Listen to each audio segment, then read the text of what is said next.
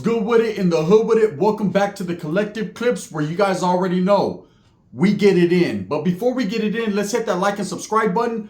Put your notification bell on also, that way you're directed in the direction of the dope content I am kicking. And I highly appreciate all the support that I am getting. We're going up, and it's all because of you, and I'm humbled for that. Thank you so much, man. Guy's kind of funny, ain't he? Right? So trip out. The story I wanted to tell you is all truth and facts and real, man.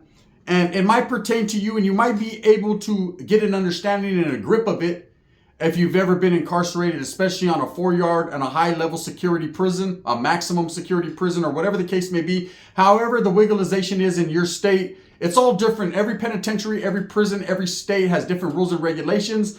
And whatever you have to do it to do it. And that's it, right? But I'm going to tell you about a situation that I was put in, and man, the Usos looked out for me, man. Yes, the Usos, which is also considered the other car in prison. And I think that pretty much pertains to any prison you go to, man. If there's Usos, Tongans, Samoans, Polynesians, Hawaiians, Asians, they're all in the same ride. And best believe they like to low ride around that camp, man, in a vicious fashion. A lot of people that have never done time with Usos can't tell you what I can tell you. But what I can tell you is this, and this is truth, right?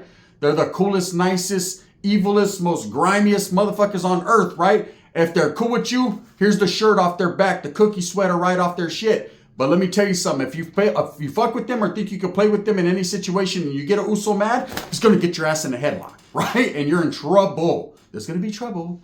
So I pull up on a prison. And when you pull up on a new prison, especially being a norteño, an active norteño like I was, I had to keep my shit on exorcist, on swivel, right? Because usually most of these prisons that they would send me to, the SOUTHSIDERS had the numbers. But isn't that the case? Every prison you go to, especially in the state of California or along the West Coast, the Sureños or SOUTHSIDERS always have the numbers, man. They're dangerous. They're vicious. They'll move on you quick. If they can catch the cops slipping, the CO slipping, and they open your door, they're going in on you, right? So I was aware of that. You know, I've been doing this shit since a young buck to a new buck, right? So I knew exactly at this particular prison I was at that I was under the assumption there wasn't too many norteños there, and I was going to be outnumbered in whatever building they put me in. And at that time, it was funk season, so it was on, meaning we weren't functioning together. There was no end of hostilities. Nobody was cool with each other. I was going to have to be on my own some. Now, I have that mentality. The way I was laced up and taught and brought up in the California prison system is this, right? The first thing you do, there's steps to this shit, right? And anyone who's really been there will tell you.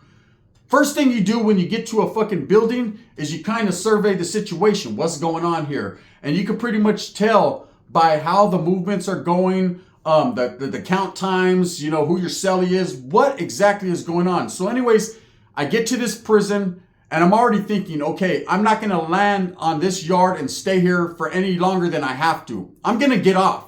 Because I was always taught the first thing you do is you start working on getting a strap, a banger, a piece, a pedazo, a shank, whatever you want to call it. I need something in my hand because I'm going to come out, man, and depending upon who I can catch slipping, I'm going to put some lead in them, right? Some metal in them, period, before they get me. Because once I get out to that yard or to that chow hall or wherever, now it's fucking open season on the gun, right? And I ain't going to go out like that. Now, I've told you guys before, it takes a lot to hit another man, to put metal in them, right? It's not very easy. All these people that are running around talking about, I'll stab you, I'll do this, they ain't doing none of that, bro. Very few and far between have ever done a motherfucking movida where they have to do a removal or, you know what I mean, a pegada or whatever. When I say pegada, for those of you that are new to my channel, a pegada means a prison stabbing or removing someone by putting weaponry on them or in them and getting rid of them off the yard, right? Now, it's not an easy task. It gives you butterflies in your stomach and not everyone could do it. But just like riding a motherfucking motorcycle or a bike, once you do it one time, you never forget the feeling, right? So a lot more people become desensitized in prison and understand that it's you or them. It's going to be them, not me. So I pull up to this prison. And like I say, the first thing you try to do is facilitate some type of weaponry. So I started to look around my cell this day. And I remember I was in the reception. I was told, roll it up. You're going to be going to this prison, man. And so the first thing I started to do was inquire on the tier to the people that I was already doing time with. Hey, bro, how is it in this prison? Are there norteños there? Are my people there? Are we functioning? Are we established? Do I have to go try to establish? Because see, as a norteño, my responsibility was to pull up to any prison that I pulled up to. Now, this, of course, was out of state, but I had to establish. if there wasn't Northerners there, right? If there was no people there, my gente, it was up to me and I obligated myself to establish, plant my flag, and function, right? But at the same time, I'm not a fucking baboso. I'm not dumb. I'm not dumb enough to try to act man enough when I know the situation is the numbers game, right? So if there's a lot of vatos that don't want me there, well, guess what? I'm not going to be there. But I'm not going to be there because you say I can't be there. I'm going to not be there because I'm going to do something to get me out of there.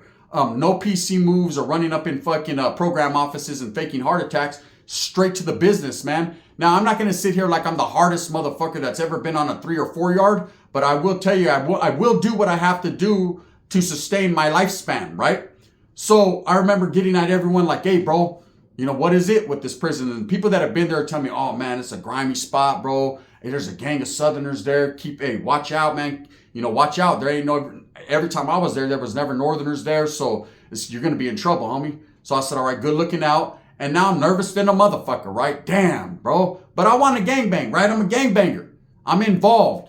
I've already dedicated my life at this point to what I was and my cause and who I thought I was, right? So I was striving. There was no way I was going to go out ass backwards. I was just going to have to do what I had to do.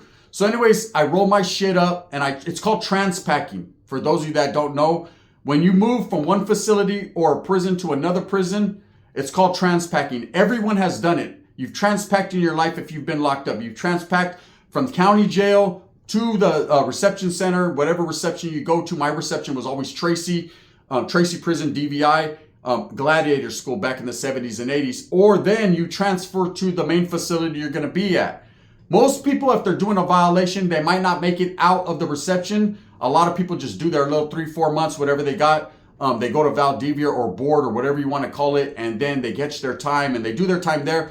It makes no sense in CDC sending them all around, you know, wherever they go, or any other state sending them to another main facility, taking up bed space when they already got a cell there. Just keep them here a few months, slap on the wrist, see you later. I hope your old lady's not one guy when you get out from getting boned by your homeboys. And that's it. So anyways, I was Bolo. And I remember that van ride. They took me on a van. And the whole time it was 2 brothers in there and a white dude, man. The whole time I was thinking, man, should I just get off in R&R? You know, I already know this prison is bad, but me knowing how I was laced up and the way it's supposed to be, I couldn't just judge a book by its cover. I couldn't assume nothing, right? I couldn't be like Danny Masterson hiding in the cuts. I needed to fucking make my presence felt, let everyone know where I was from. And if it was going to happen, it was going to happen. So my whole fucking thing was to facilitate a weapon quick. First thing you do in prison, get you a weapon, especially on a 4 yard. Second thing you do, start making your fishing line so you can fish this weapon in, right? So basically, strike that, reverse it. Make your fishing line first. So anyways, I pull up to this facility. I go through the R&R bullshit. They keep me separate from a few Southsiders that have rolled up in different vans. They're kind of mean mugging, you know, and I'm just doing my thing. I'm trying to act as professional as possible. But at the end of the day, if they would have brought us out, I would have got off right there. Because that's where my mind was at that particular time, right? So adrenaline's pumping already. I'm nervous. My adrenaline's pumping. My motherfucking palms are sweaty. Mom's spaghetti, right? I'm on my Eminem shit. I didn't know what the fuck was going to happen. I was still new to this, but definitely true to this. So anyways, they put me in my building. Okay, in this particular prison, I didn't have to go to AdSeg Overflow. I went straight to a building. Now, immediately when I get there, I'm placed on the second tier in a single man cell, right? I just didn't have a cellie. You know, I was expecting to see who this cellie was, and I was in a flight if I needed to. So I was like, damn, I lost that option. Now I have to come out of the cell. Now I have to do what I have to do. But again, in the back of my mind, I'm thinking establish, because that's what's been ingrained and indoctrinated in a Norteño's mind is established, bro. Don't PC up and be a sucker, man, and just roll yourself up off this yard, or do a PC movida by getting off on the very first person you see because you're scared to get smacked on, right? Hey, go out to that yard and go for broke, eh? Go for broke, right? Or get broke. So anyways, I'm right there and there's 2 tier tenders on this particular fucking building, in this building, right? So they're sweeping, doing their thing, and one of them is a big old Uso, right? I say big Uso because every Uso's big. This motherfucker was on his big shit, right? So he's walking by, sweeping in front of my cell. I said, oof. Hey, Oos, right? And he kind of looks. He doesn't recognize me. He's like, what's up, Oos, right? I said, what's up, Sole? He says, oh, shit. You speak Samoan? I said, nah, man, but I've done a lot of time in California with Samoans, bro. Hey, I fucks with you tough, bro. I said, look, I'm a northerner, bro. I'm a norteño. You know what I'm saying? Hey, What's up with this theater? You know, what's up with this building? He was like, oh, it's all right, bro. I mean, you know what I'm saying? He goes, I don't really fuck with the Mexicans like that. You know, we kind of do our own thing. He goes, bro, but you know what I'm saying? I'm from EPA, East Palo Alto, bro. I'm Tongan, right? He said, I done did a lot of time with a lot of Northerners in the youth authority, bro. And then we start conversing. I'm like, yeah, I was in the youth authority too, brother. I said, man, I was in Preston, Nellis, Carl Holton, NRCC. What's up? So we start to chop it up. We happen to know a couple of the same people. I'm saying, ain't life a trip, right? God works in mysterious fucking ways, right? So it's about to be on. So I'm like, hey, Us, is there a gang of Southside? He said, oh, there's a gang of them at this facility. He said, man, we got into it a while back with them. Them motherfuckers, you know, they're on that crazy shit. He said, you know, Mexicans and knives and shit. I said, speaking of that, hey, bro, I'm trying to get a little something. Now, you say to yourself, if I was in this Usos position, I'd have been like, bro, I can't do nothing for you, right? Just because, not that we're cool and everything or we're not cool or everything, but man, I don't know if you're going to, a J-Cat, you're going to come out and use this on me, right? Because believe there's only 2 tear tenders and I had already peeped the other one out. He was further down, right? But I noticed when he walked by, he had 3 dots on his eye. So of course, me being me, he's already my target. As soon as I can get this door popped and get something in my hand, I'm coming out on him because I already know if I make it to this yard, by what this Us is telling me that the Southsiders are pretty thick, more than likely they're going to whack me on this yard, right?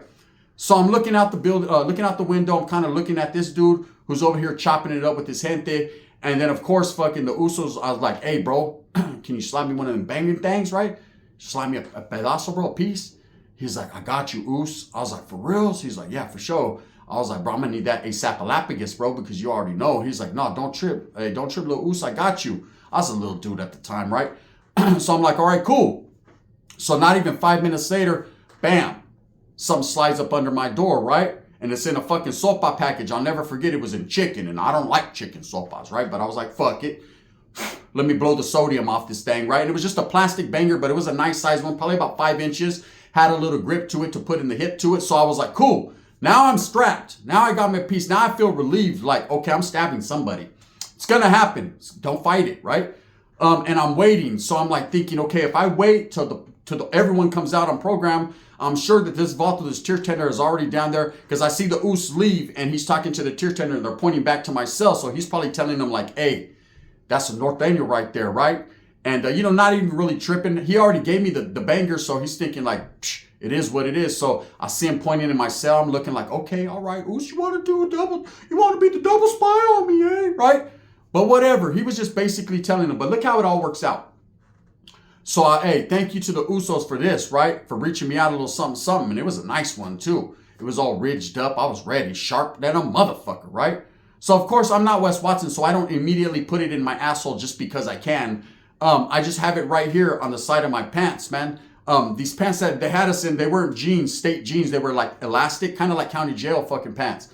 But they still had the same coloring. You know, they looked like jeans, but they weren't. They were that shit that the women wear on TikTok now. Only these were baggy. So I have my fucking banger right here. And I'm thinking, okay, I got a target. I'm going to try to get at this Us to get my door popped, you know, so I can get out here and get at this dude. So the Uso comes back by. I'm like, hey, bro, who is that cat? He said, oh, he's a cool ass dude, bro. He's the homie. Now, I never asked if he was a Southerner. I automatically assumed because he had 3 dots on his eye, that's exactly what he was, right? So I said, hey, bro, fucking, how many fucking Southsiders are in this building? He says, shit, about 100, right? I was like, and just this building? He's like, yeah, bro, you came to the Thunderdome, bro. You came to the zone. You're in your zone. You're just trying to get 150 back, right? They're going to fuck you up. So I'm like, all right, cool. I was like, hey, bro, see if you could ask the cop if you could pop my door. I need toilet paper, right? Or see if they'll come to my door so I can run up out of this motherfucker. I'm going to get to work or something. You know, and he could already see what's going on. And he's like, hey, bro, I don't really want to be part of that because if I get your door popped, you know what I'm saying? He goes, I could do that, bro. He goes, I was like, just, you know, even if they could pop my tray slide, I could pop this door, bro. You know, you learn a lot of things being in administrative segregations in prisons. You learn how to pop your door, make cuff keys, things of that nature. So I'm thinking, man, I'm just trying to do anything before I have to go to this yard because I already know it's going to be an ugly situation. All that establishing and planning my flag bullshit already left my mind. My mind now is at a place and a point in time where I'm just going to stab this dude, man, go to the hole and fight it from the hole. It is what it is, you know? I was doing a little grip of time, so I was like, fuck it, what's another charge? When you're at that point, it is what it is. Gangbanging is real.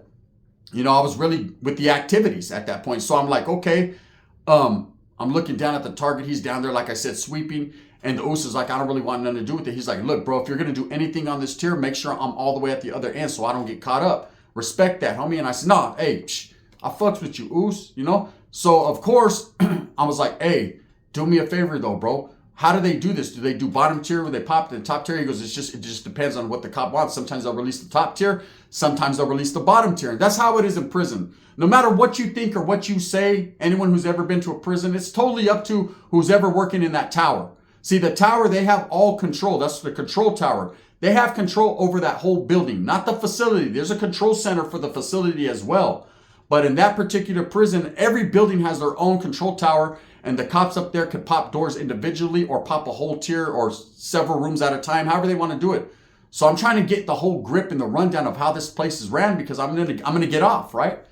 So I'm like, hey, bro, do me a favor. See if you could at least pop my cell, tell him my tray slot so you can give me a couple rolls of toilet paper.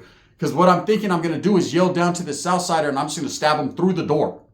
Fuck it. You know what I'm saying? I'm going to get mines. I figure, hey, there's a shield there. You know what I mean? Some might call it a PC move or a pump move. You can call it what you want. I call it fucking getting really with it. Right? So anyways, at that time, man, there is no rules in the game, right? So I'm like, hey, he does it. He fucking tells the cop, hey, can I give him some fucking some stuff to clean his cell? And the cop's like, just put the mop by there. I'll be up there in a minute and I'll fucking take it to him. Because I was on what they called orientation, right? So when you first get to prisons, you're usually on orientation. You know, kind of like what Danny Masterson just came up off of today. Orientation, where you can't really come out of your cell. It just depends on where you're at, what state, what prison. Every prison's different. I hate when people are like, oh, it's this way. Like Wes Watson says, it's this way and that's the way it is. Shut the fuck up, idiot. It ain't that way and that's the way it is. Or maybe that's the way it was in Oklahoma. But over here on the West Coast, the best coast, it ain't nothing like that, homie. It's knives, hand grenades, and booty clappers. And that's what it is, right? So anyways, I'm like, hey, bro, do me a favor. So he pops the tray slot, gives me a couple rolls of toilet paper, gives me some cosmetics and a few things, man. Slides me a couple soups. Good dude, man. Usos, like I said, will give you the shirt off their back. Anyways, I'm like, hey, bro, tell that other tier tender I need to chop it up with him. So he's like, all right, Us. So he tells him, I see him down there. I'm looking. Tray slots pop now. I got the piece right here. I'm thinking if I could bend down, I could hit him in his eyepiece one time for his mind, right? So dude comes, but of course, motherfuckers ain't stupid, right? So he's kind of standoffish a little bit. He's like, what's up, homie? And I was like, what's up, bro? And I was like, hey, is there any homies here? He's like, yeah, we're deep right here, bro. And then I was like, okay, so now he basically let me know right out the Southsider's mouth that there's a gang of them, right? And he was like, where you from, right? And I was, hey, and I started to bend down, like to look at the tray slot so I could see him. So I'm like this, and I have my hand on the piece. I'm like, this is Norte, homie, right? And he goes, oh, what's up, Benny? Norte too? And I go, what? Right? I was just about to blast his whole eyepiece out, right? Because he was dumb enough to fucking bend down. And I was like, you're a homie? But what's up with the 3 dots, bro? I said, I ain't even gonna lie. I pulled out the banger. I was like, bro, I was about to bang you out, homie. He was like, nah, bro, this is a homie pod, right? He goes, they're Southsiders and shit. They're all on the bottom tier. We're all on the top tier, bro. He goes, they keep us segregated, separate. I was like, what? Big Oos didn't tell me that. He said, how you get a banger? I said, I ain't gonna tell on the Oos. I said, I hooped it, right? He was like looking at me like, damn, I bet that motherfucker stinks, right? So I'm like, hey, bro, why you got 3 dots? He was like, mi vida loca. I said, nah, it's supposed to be me motherfucking vida loca, right? 4 dots. Anyways, I was kind of thrown off about that, but he was a little old school. So back in the days, yes, even Norteños used to get the 3 dots way back in the days, and it didn't symbolize 13, it symbolized mi vida loca. They done watched fucking the movie Echo Park too many times, right? Duke of Earl and shit. So anyways, I was gonna bang him out, but of course they ended up popping my door. I came out with the homies and everything was good in the hood, right? And he was like, nah, we got our own yard. We're good right here, right? I mean, that's what it was. But I'll be forever in debt to the Uso. And I sit him back and staying here. He was like, no, you need that? I was like, no, I'm going to give me some metal. I don't use plastic, eh? Anyone that sits there and says, oh, plastic, bro, shit, plastic gets drastic. Use metal. Homes, put your pedal to the metal and do what you do. And immediately the homeboys brought me out some stock and I got to sharpening some shit. But I say that to say this, and this is what the story is. We weren't allies with the Usos. What he did was pretty much out of character. But, man, I've always had a lot of respect for them because, man, when you need them the most, one thing about a Uso in prison is they'll look out for you, man, if they fuck with you. And because we had that kinship as far as, you know, being in YA and all that YA babies, man, he had that love for me. And I appreciated that because if it did go ass out backwards, someone would have been eyeless. I would have had another case and the Uso would have been going, get F it. And that's it. So anyways, that's the story of the day, man. True story. It all worked out for me, man. That day, you know, eventually they did try to bring Southerners onto the tiers with us, and it got a little funky, man. But that's spunky for another time. Punky Brewster for another time. And I'll tell you them stories here in the future. So anyways, with that being said, man, shout out to my Uso partners, man. They're real ones. And I was really ready to get with the program, man. And that's what you got to do. See, that's the difference between someone that would tell you a story on some bullshit and the real life. I don't want to hurt no one. I don't want to stab no one, man. But when you're part of something and you're looking out for your life, homes, you're willing to do whatever the fuck it is you got to do, right? Straight up. Anyone who's really been on a 4 or 3 yard will tell you, man. Hey, when the time fucking comes to get fucking grimy, you have to do like a grimy shug and just really get with it. Instead of, you can't just grow your tits out. You got to handle your business. With that being said, I hope that you move smooth with a purpose. Get every single thing that you want coming. Remember, at the end of the day, I tell these stories not to highlight what it was in prison and look cool, man, because I ain't nothing cool about it, right? I was scared, eh? I was like, fuck, these fools are going to fuck me up, right? I wasn't scared about getting boned because Mexicans don't really do that in prison, but I was more so scared about, damn, these guys are going to put 100 holes in me. Come to find out it was my own homies. Hey, what about I tatted another dot on the guy? He's like, why you trip off that so much? I said, nah, bro, because shit, that can get you confused. You almost lost the eye over that. You were going to have 3 dots with no eye. There you go, right? Straight up. With that being said, thumbs up or thumbs down. Heavy's going to be the head that wears the crown. I'm going to continue to strive, struggle, and strive for what I honestly and truly believe in, and that's the betterment of all people. Telling you these stories to deter you from getting caught up in situations and giving it to you raw and real. Unlike there's other things that people that will tell you like, hey, bro, nah, you just go in there and they'll give you jujubes. Nah, they ain't giving you jujubes. They're trying to give you either cock or a piece. Sometimes both. It is what it is. Bang, bang. Shout out to my Usos.